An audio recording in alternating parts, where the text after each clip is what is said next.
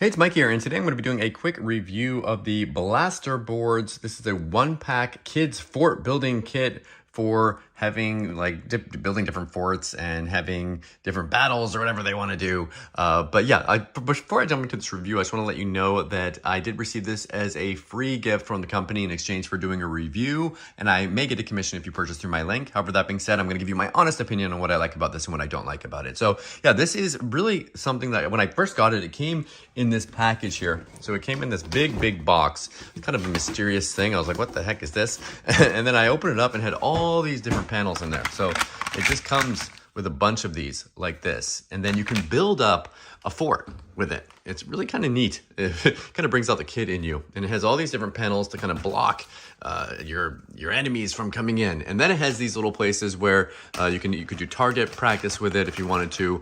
You can stick your face out here. You can have little battles or whatever. It's just kind of a neat idea. Definitely getting kids' creativity going with this, and you can build different things. Now this right here, you can see that's going to fall down on me if you don't have it upright. But what they do for this is to make it so that it doesn't fall like that, is they have these connectors here.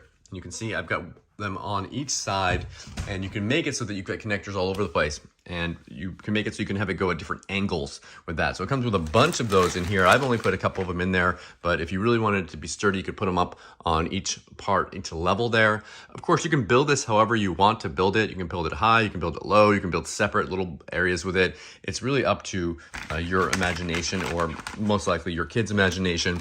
They've got different examples of how to connect these, how to do the different angles with this, and how to do like a 90-degree connection, a straight connection. So you can do a straight connection and connect that so that it doesn't wobble there as well. So it's kind of a neat idea, and I hope you enjoyed this review.